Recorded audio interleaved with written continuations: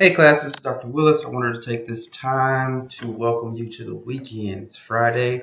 Hopefully you've had a great week. We are in Module 4 and it's the current research process. So hopefully everybody got their initial post in the discussion board posted last night. I think there may have been two that I need to reach out to that didn't post last night, but I will do that very soon. But I think everybody else got it in, which is great. And I am in the process of responding to those. And I'm also in the process of grading your Module 3 material. So please just stay tuned for your grades. Now, with Module 4, we're in the research process. So basically, let's talk about that paper. It's asking you to think about a topic. Hopefully, you brainstormed a little bit. The paper has to be within your major in your program area. So, if you're history, something to do within the confines of history. If you're communications, within the confines of communication, and so forth and so on. So what the assignment is asking you to do is locate three sources. So basically, the discussion board talked about the academic search process versus the general search process. So within this paper, you're trying to locate three sources. Now, one of those has to be academic in nature, meaning a scholarly peer-reviewed search. You should utilize a database to find this specific scholarly source. So you can use Google Scholar to find it maybe, but my suggestion is to use the library database. I posted a video within the course that showed you how to access the Shapiro Library database, and this should really help you and guide you into selecting a peer-reviewed article. Y'all, this is so important because that article that you use, you're actually going to utilize that throughout the rest of the term to answer specific questions. So you really have to locate one scholarly source, and the other two, they don't have to be scholarly in nature. They could just be a general article. But the one that has to be scholarly, please be sure that you do that. Now, and it's important for a few reasons because you're going to have to answer a few questions, and I'm going to talk about that. Now, you're going to answer these questions about all three of your articles. It's almost like a compare and contrast. So you're going to first talk about the writing and format of the articles. Okay. So how did the authors reflect professionalism within that area?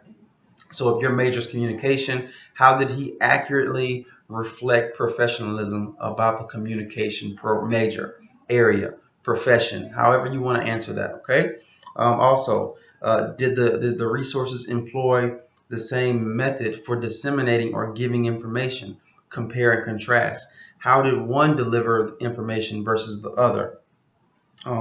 Did any particular style stand out to you? So based on the three, you need to discuss which style really stood out to you. So that first part is really a compare and contrast of all three of your sources. All right.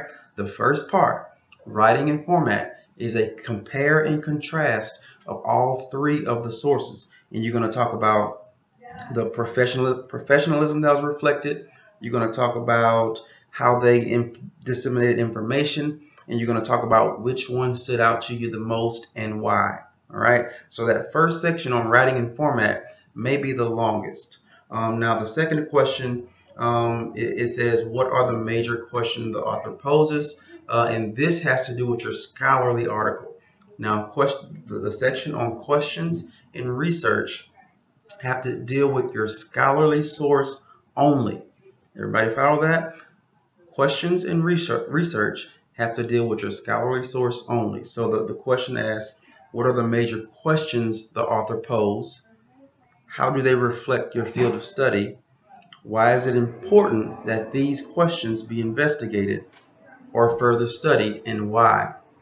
So the first thing, what are the questions the author poses? Now, if you are a history or an English major, depending on the topic and depending on the article you choose, the article may not be written in that traditional format where you can distinctively pick out the question. You may have to go with the overall theme of the article. What's the overall theme? Why is the author writing this article? Why is it important? Okay, so you can answer that. You can answer about the general theme, because it may not ask, it may not vividly say these are the research questions. Now, if the article says that, great for you. That's awesome. But most of the time, if you're a history or an English major, it's going to be hard to find articles that vividly say these are the distinct questions. You have to go with themes on that first part. The second part says, how do they reflect your field of study? How do the questions reflect, or how do the overall theme reflect your field of study? So basically, how does it match? Okay, how does my topic and the question or themes within this article, how do they reflect communication or English or history? How do they reflect those things? Lastly, why are these questions important to be investigated or studied, and why? So basically, why is this article important? Why are the questions in the article important? Or why is the general theme of this article important to your field of study? Okay, that's how you answer that.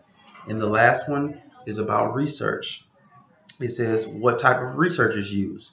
Quantitative or qualitative?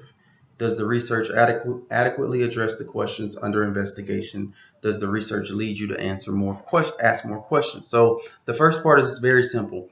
Qualitative is more of a case study.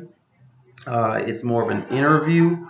It is not any numbers, no data specific numbers there. Qualitative does not involve numbers, all conversation, all right, or all written language. Quantitative is going to be surveys, things of that nature that involve numbers. Most history and English majors, your research will be qualitative, all right? The second part, does the research adequately address the questions under investigations? That's very simple. Basically, did the style match the purpose of the article? And does this research lead you to answers, or to ask more questions? So basically, if the article was thorough, great. It does not lead me to ask more questions. Everything was covered. If it was not thorough, talk about the gaps that need to be filled. Okay? All right. As a quick recap, the first part on writing and format, this is where you're going to compare and contrast all three articles. Okay? Compare and contrast based on those questions. The last two parts, questions and research, here is where you're going to talk specifically about your scholarly source that you found.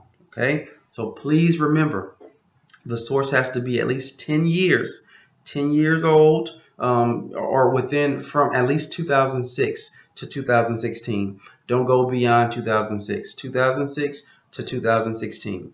All right. Now this is due on Sunday by 11:59. As of today, nobody has posted, so I'm wondering if that was based on confusion, if you're waiting on me to do this, or what. But hopefully people are getting those in, getting those posted, and so we don't want to be late on those. All right. If you have questions, concerns, please email me, reach out, text me. Hopefully this explained it and was pretty thorough. If not, reach out. I am more than happy to answer questions. All right. Y'all have a great day. Enjoy the weekend. It's a long weekend. Be safe.